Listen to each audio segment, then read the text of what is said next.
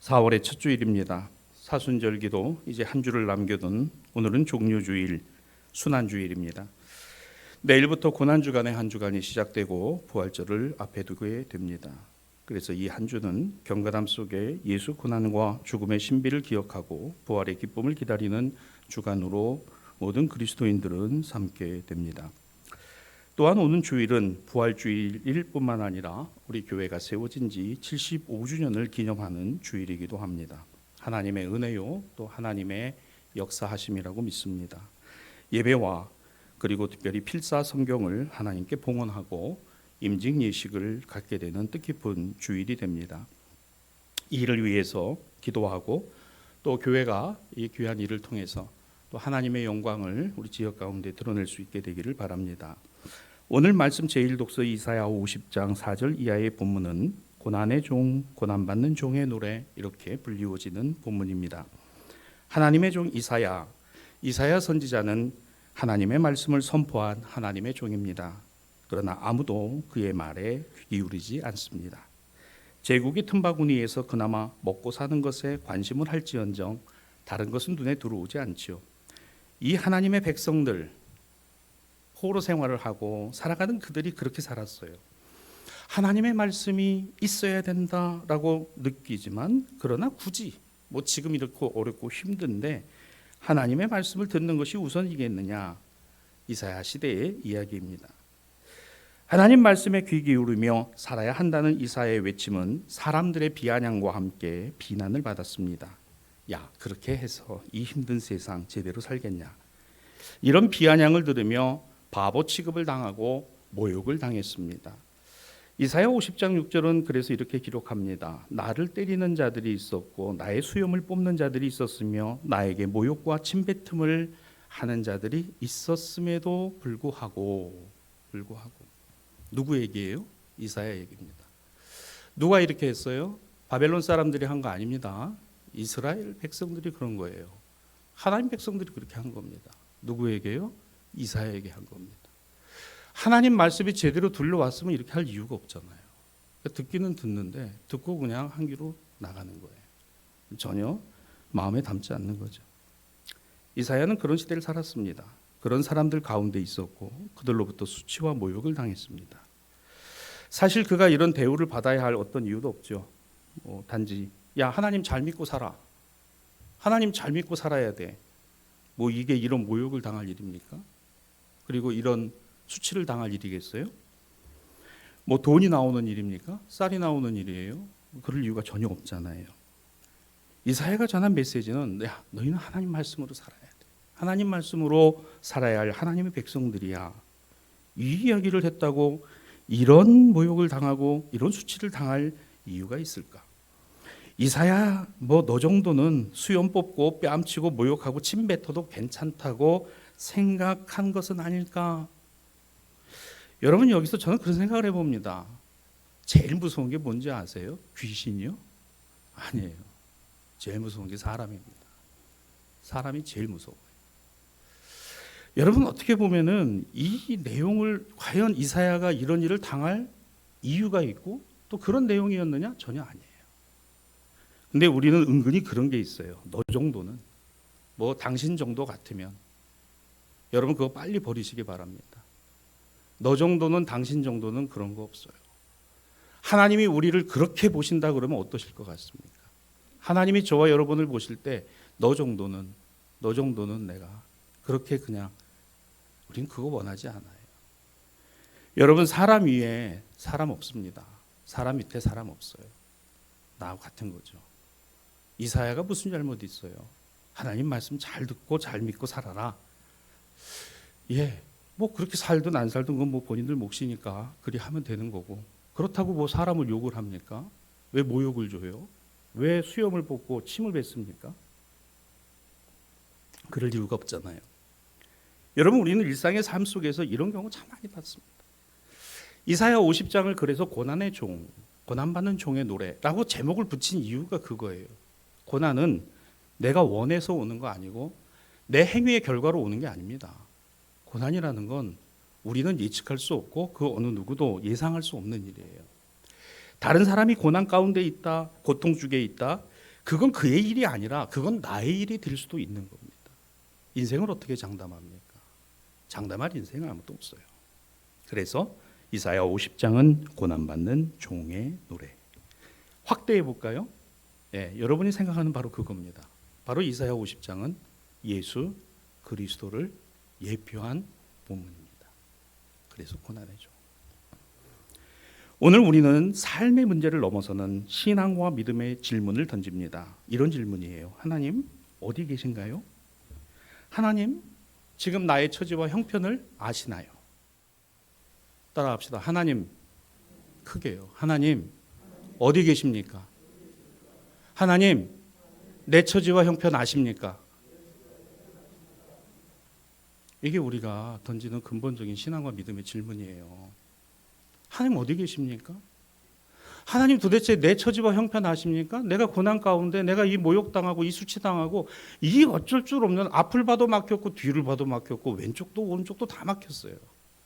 어떡할까요? 하나님 어떡할까요? 여러분 이사야라고 이런 마음이 안 들었겠어요? 하나님의 종이니까 감수하고 하나님의 종이니까 감내해야 되는 거라고요? 왜요? 또 사람인데요.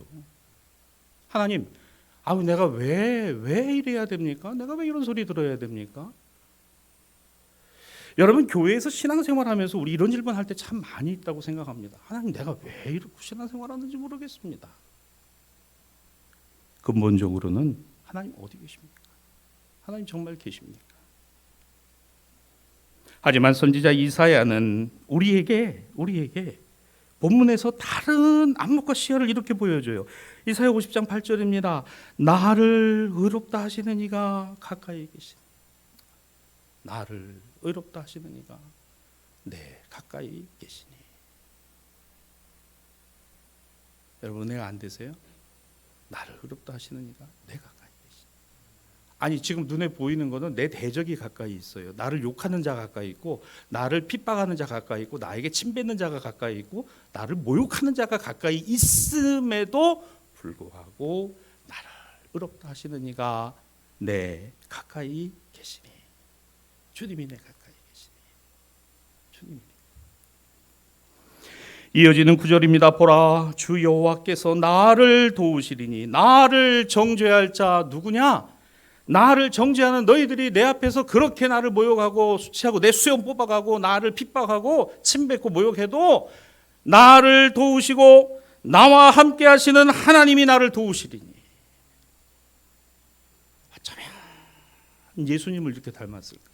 이사야는 어쩌면 예수님을 이렇게 닮았을까? 예수님 본 적도 없는데 예수님 훨씬 이전 시대 사람인데.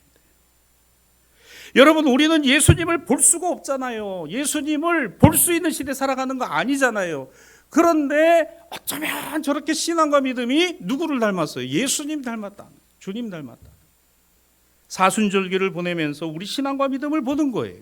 내 신앙과 믿음을 말씀에 놓고 보는 겁니다. 그러면 참 어떤가요?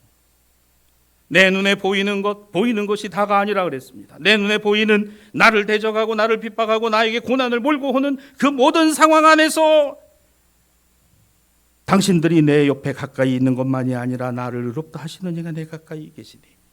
나는 봅니다. 9절 말씀 다시 열어주세요. 보라 여호와께서 나를 도우시리니 나를 정죄할 자가 누구냐? 보라? 너희가 보라? 아니 나는 본다는 거예요. 여러분 세상에 주님을 알지 못하는 분들이 예수 믿지 않는 사람들이 잘못된 게 아닌 거예요. 못 보니까 그런 겁니다. 우리는 어떻습니까? 주님을 보잖아요. 영어로 해드려요? 다시요. 우리는 주님을 보잖아요. 주님 말씀 들려오잖아요. 그 주님 말씀을 우리는 믿고 살아가잖아요. 그러니까 우리 세상에서 주님 알지 못하는 사람들에게 보십시오. 오늘 나는 주님이 나와 함께하고 계십니다. 내가 이렇게 어렵고 힘들지만 나를 보세요. 자신의 삶을 두고 자신 있게 나가서 나를 보시고 교회 오세요라고 말해야 그게 전도인 거예요. 무슨 전도지 하나 갖다 준다고 그게 전도입니까? 아닙니다. 그게 아니에요. 이사야가 어떻게 이런 말을 하죠? 보라, 나는 본다는 거예요.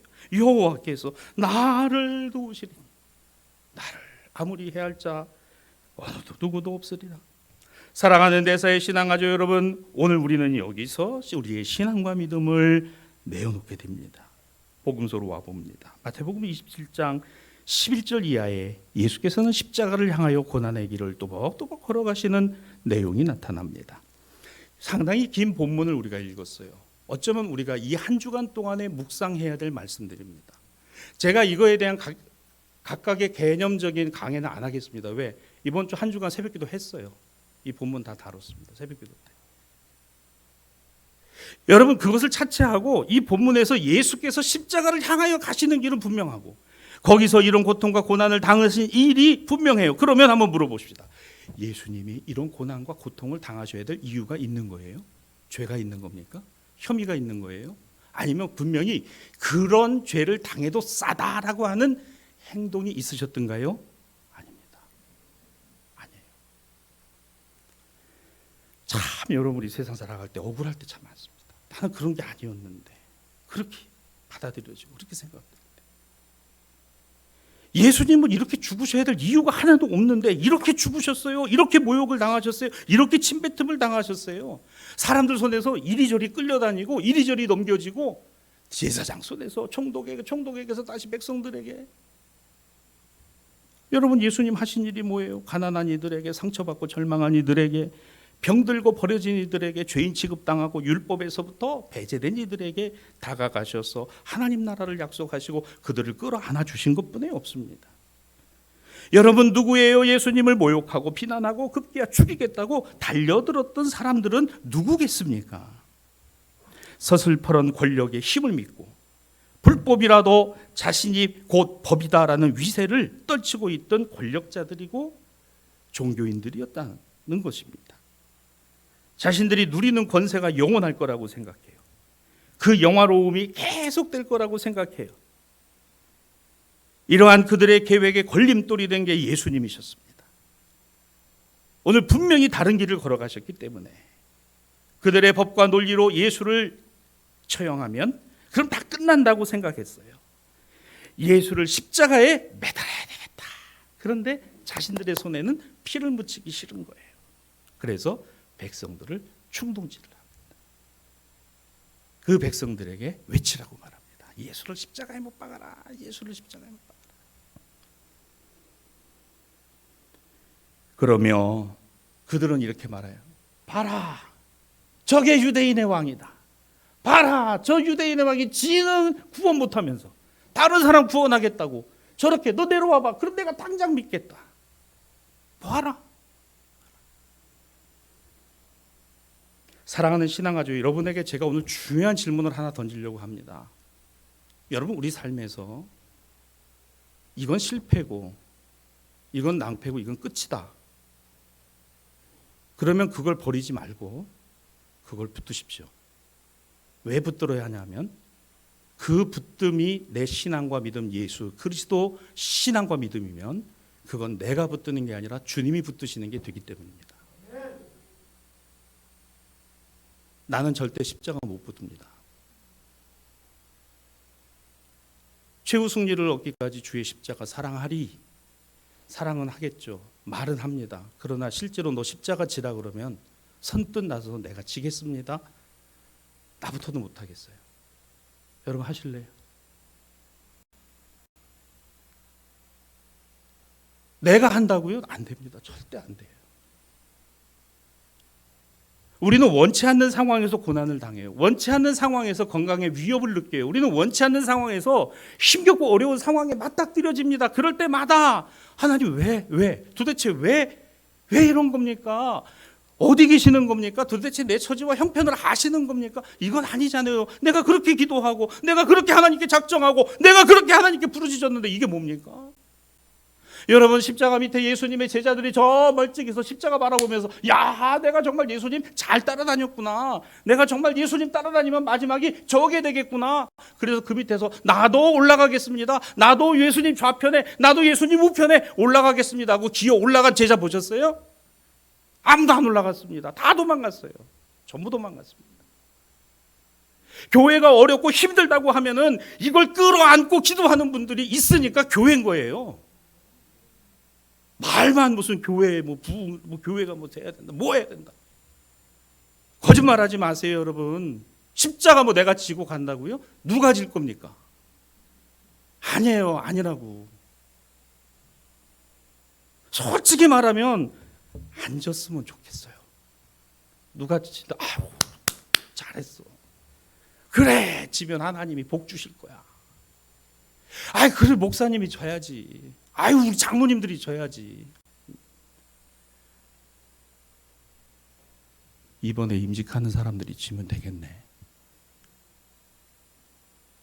저 이태원 집사님 눈이 번쩍 뜨고 쳐다보고 있어요. 저를.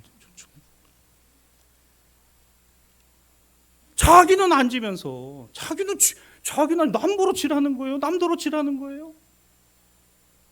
여러분, 예수님의 십자가, 아우, 이건 내 일이 아니니까, 아유, 예수님 저 얼마나 힘드실까, 저 얼마나 아프실까. 나는 아니니까. 나는 아니니까. 여러분, 그게 신앙입니까?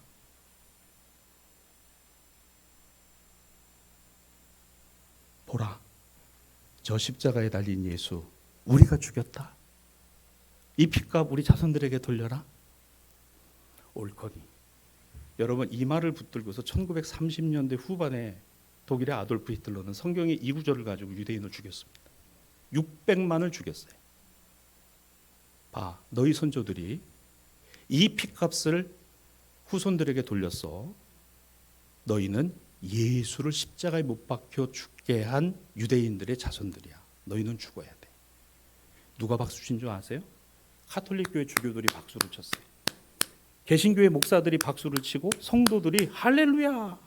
아돌프 히틀러는 이 시대의 메시아고 독일 아리안 민족을 구원할 구원자라고 주일 예배 때, 미사 때 기도했다는 거 아십니까? 여러분, 이 무시무시한 일이 성경 안에 이게 고스란히 담겨져 있는, 여러분, 이게 복음이에요? 히틀러가 메시아입니까? 히틀러가 구원자예요? 대통령이 구원자입니까? 정당이 구원이에요? 정신들 차리세요, 여러분. 우리는 예수 그리스도 외에는 구원이 없어요. 예수 그리스도만이 세상의 구주십니다. 예수 그리스도만이 세상의 주님이십니다. 이게 교회 능력인 거예요. 교회 능력은 왜 교회 능력인지 아십니까? 교회 안에 하나님이 계셔서가 아니에요. 하나님 안에 교회가 있는 거예요. 예수 그리스도 안에 교회가 있는 거예요. 교회에 와서 여러분 기도하는 이유는 내가 주님 품에 안기기 때문입니다. 내 안에 주님이 계시기 때문이에요. 무슨 예배당 안에 하나님 계시고 무슨 예배당 안에 뭐 예수님이 계시고 천만에요. 하나님 안에 교회가 있고 예수 그리스도 안에 교회가 있지. 여러분, 우리 안에 예수 그리스도가, 너희 안에 이 마음을 품으라 곧 그리스도 예수의 마음이니 그는 근본 하나님의 본체시나 스스로 동등됨을 취할 것으로 여기지 아니하시고 사람의 모양으로 나시고 사람으로 나셨어요. 그리고 그 주님이 어떻게 하셨어요? 세상의 권력과 왕자와 그런 데 앉으셨어요? 아닙니다. 십자가에 달려 돌아가셨다. 하나님이 이거를 지극히 높여 모든 이름 위에 뛰어난 이름이 되게 하셨으니 이건 그리스도 예수시라. 사랑하는 신앙가족 여러분, 오늘 우리가 세상을 바라보며 보여지는 모든 것에서의 소망은 일시적인 것이고 지나가는 것입니다. 아파트값이 천정부지적으로 올라가서 서울 강남 3구의 아파트값이 전부 3분의 1 토막이 나잖아요. 더 떨어진다 그러잖아요.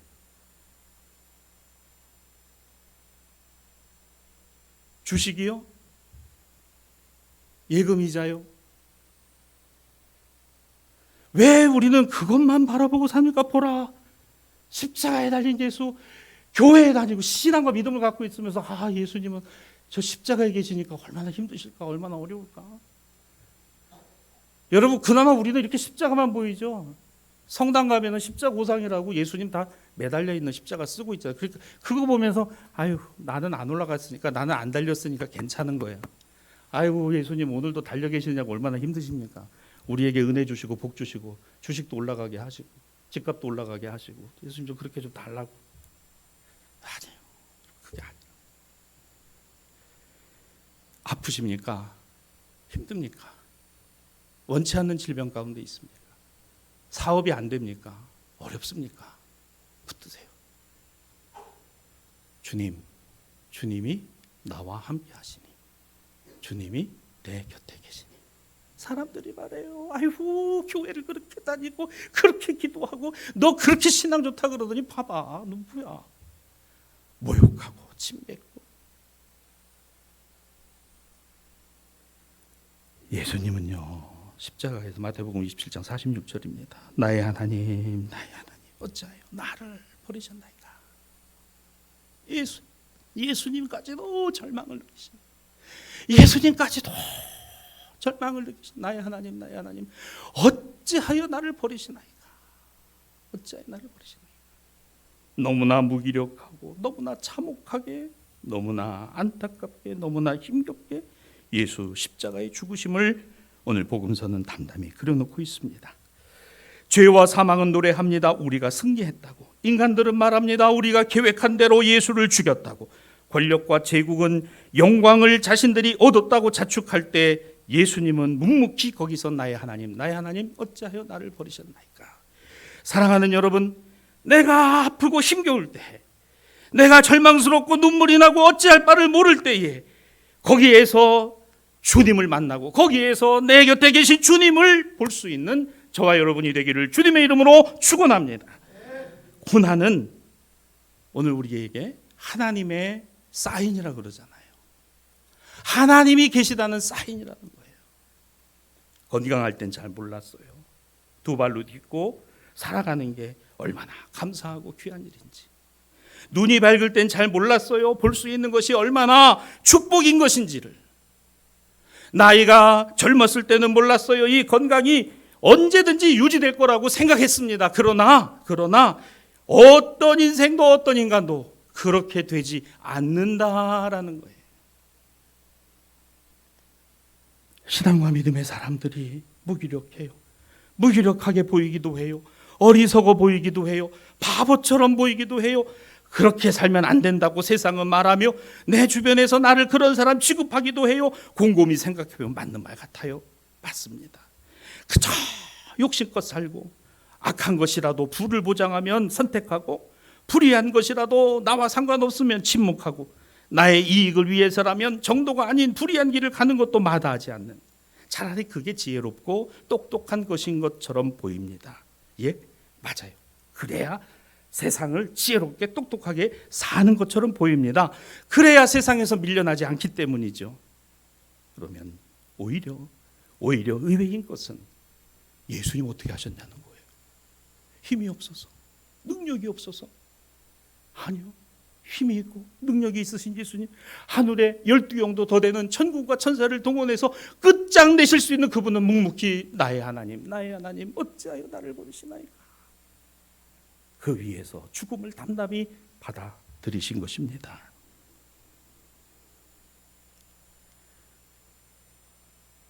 김종수 권사님이 호적으로 87이십니다마는 아마 오늘 유튜브로 예배를 드리시겠죠. 우리 나이로는 91살이십니다. 91살이시래요. 입원을 하신 지 10하루째가 되어 있습니다. 참 많이 수척해지셨어요. 식사를 못하세요. 밥이 쓰다고 합니다. 그래서 식도 쪽에서 연화곤란이 있는 건가 봤더니 그건 아니에요. 여러분, 이 곡기가 끊어지면 급격하게 육신은 쇠산해집니다. 여러 병원의 의학적인 조치들을 현재 하고 있어요. 목사를 보며, 목사님, 이제 내가 주님께로 가야 될 때가 된 것 같아요. 그러며 제 손을 꼭 잡고 이야기를 하시는데, 불과 2-3달 전만 해도 그렇지 않으셨던 분이 이제는 병원에 누워서 병상에 계시면서 누구의 도움이 없으면 일어나기도 힘드신 그분. 그러며 목사님 너무 고통스러워요. 너무 힘들어요. 이 말이 아니라 첫 마디가, 목사님, 이제 제가 주님 곁에 가야 될 때가 된 것 같아요. 이 얘기를 하시는데 제가 눈물이, 근데 권사님만의 모습은 아닌 거예요. 저와 여러분이 다 가야 될 길이죠. 근데 그분에게서 비록 눈은 다 뜨지 못하시고 여전히 말씀은 힘겹지만 저는 그분에게서 주님을 보았습니다. 주님을 붙들고 계신 그분이 보였어요. 저하고 이야기를 나누면서 제가 그날 시편 23편의 말씀을 전했습니다. 여호와는 나의 목자시니 내게 부족함이 없으리로다. 그가 나를 푸른 풀과 쉴만한 물가로 인도하시리로다. 아멘 하시면서 주님, 우리 권사님을 붙들어 주시고 여기에 함께 계시는 줄로 믿습니다. 또한 아멘 하시는데, 야, 여러분 이 모습이 참 얼마나, 여러분 우리의 삶이 원치 않는 질병과 고통과 고난과 어려움과 힘겨움과 납심과 절망과 좌절이 끊임없이 우리에게 밀려 들어올 때마다 우리는 어떻게 해야 되지? 어떻게 해야 되지? 나의 하나님, 나의 하나님 어디 계십니까? 하나님 어떻게 해야 합니까? 하나님 도대체 알고 계신 겁니까? 내가 이렇게 힘들고 어려운데 어떻게 길을 좀 내주셔야 되는 거 아닙니까? 어떤 방법을 주셔야 되는 거 아닙니까? 라고 이야기하지만 그걸 그냥 끌어안고 주님이 나와 함께 계십니다. 저는 이 고백이 우리 모두에게 있기를 주님의 이름으로 축원합니다. 어디 계시냐고요? 여기 계세요. 지금 여기 계세요. 지금 나와 함께 계시다. 사랑하는 신앙가족 여러분, 바보같이 살아가는 거요? 아닙니다. 주님을 아는 것이 지혜와 지식의 근본이고 이것이 가장 중요한 인생의 목표라면, 목적이라면, 실패하고 무능해 보이고 바보 같고 사람들이 옆에서 모욕하고 침뱉고, 그러나 거기에 주님이, 십자가 지신 바로 그 주님이 계시고, 그래서 내가 늘 어떻게 해요? 의지하는 예수님이신 거예요. 내가 늘 의지하는 예수. 고통당하신 주님, 아프신 주님, 힘겨우신 주님, 실패하신 주님, 좌절하신 주님. 여러분 예수님도 얼마나 그 좌절이 크셨겠어요. 나의 하나님, 나의 하나님 어찌하여 나를 버리시나이까. 제2독서의 말씀입니다. 너희 안에 이 마음을 품으라. 곧 그리스도 예수의 마음이니 그는 근본 하나님의 본체시나 하나님과 동등됨으로 취할 것으로 여기지 아니하시고 오히려 자기를 비워 종의 형체를 가져 사람과 같이 되셨고 사람의 모양으로 나타나사 자기를 낮추시고 죽기까지 복종하셨으니 곧 십자가에 죽으십니다. 그렇습니다. 십자가, 이 한 주간 우리가 고난주간이 순환주일 이후로부터 십자가 주신 예수님을 우리가 바라볼 뿐만 아니라 그 주님이 바로 이 말씀을 듣고 있는 여러분과 함께 하고 계시는 주님으로, 여러분이 의지할 주님으로 세워질 수 있기를 주님의 이름으로 축원합니다. 그래서 그 주님을 의지하는 신앙과 믿음이 가장 아름다운 신앙과 믿음입니다. 오늘 우리는 이 예배를 시편 31편으로 시작을 했습니다. 다 같이 한번 읽습니다. 시편 31편 9절입니다. 시작. 여호와여 내가 고통 중에 있사오니 내게 은혜를 베푸소서. 내가 근심 때문에 눈과 영혼과 몸이 쇠하였나이다. 맞아요. 내가 어디에 있어요? 고통 중에 있사오니 내게 은혜를 베푸소서. 내가 근심 때문에 눈과 영혼과 몸이 쇠하였나이다. 여러분 기도하실 때요, 다 내려놓으세요. 다 쏟아놓고 다 내려놓으세요. 그리고 하나님께 의탁하세요. 하나님께 맡기세요. 하나님께 맡기세요. 내가 고통 중에 있사오니. 사랑하는 우리 신앙가족 여러분, 얼마나 힘드세요? 얼마나 어렵습니까? 얼마나 답답하세요? 이런 말을 하는 저도 그래요. 얼마나 힘든지 모르겠어요. 근데 이게 너무 힘들고 어려운 거니까 어떻게 해야 될지를 모르겠으니까 주님만이 내가 의지할 주님이십니다. 주님만이. 시편 31편 11절입니다. 내가 모든 대적들 때문에 욕을 당하고 내 이웃에게 심히 당하니 내 친구가 놀라고 길에 보는 자가 나를 피하였나이다. 자, 그렇다 하더라도 시편 31편 14절입니다. 여호와여 그러하여도 그러하여도 나는 주께 의지하고, 그리고 말합니다. 주는 내 하나님이시라. 주님이 내 하나님이시라. 주님이 나와 함께 하시고 주님이 내 곁에 계시고 내가 주님 안에 있으니 주님 감사합니다. 내가 주께 의지하고 주는 내 하나님이시라. 주는 내 하나님이시라. 말씀을 정리합니다. 사순절을 보내고 있어요. 오늘은 예수님의 순환이 시작되는 순환주일이기도 합니다. 예루살렘에 입성하시던 예수님을 환영하고 그 예수님을 축복한다고 종려나무 가지를 흔들어대서 종려주일. 여러분이 종려나무에서 기름을 짜죠. 그게 여러분 알고 있는 팜이라는 기름이에요. 팜유. 우리 그 라면 스프에 들어가죠. 이 팜유를 짜내는 그 종려나무 가지가 많으니까 그걸 가지고 흔들어서 왕을 칭송하는데, 여러분 흔들던 그들이 정작 빌라도의 관정 앞에 예수님 재판할 때는요, 예수 십자가에 못 박고 바라바를 풀어달라고 얘기했던 그런 사람들. 여러분, 내 믿음, 신앙의 연조 자신하지 마세요. 건강 자신하지 마세요. 사업, 경영, 가정 자신하지 마세요. 그 자신하는 거 우리 인생에게 허락된 게 아니에요. 그러나 그러함에도 불구하고 나는 주를 의지하오니, 내가 늘 의지하는 예수님, 그 주님이 내 곁에, 내 안에, 나와 함께, 내 삶에, 내 가정에 계십니다. 오늘 이 은혜가 오늘부터 이 한 주간 고난주간을 보내시면서 여러분의 마음과 심령 속에 아주 또렷하게 예수 보혈로 아주 또렷하게 새겨지는 은혜가 저에게도 우리 여러분들에게도 있게 되기를 우리 주 예수 그리스도의 이름으로 간절히 축복합니다. 주님,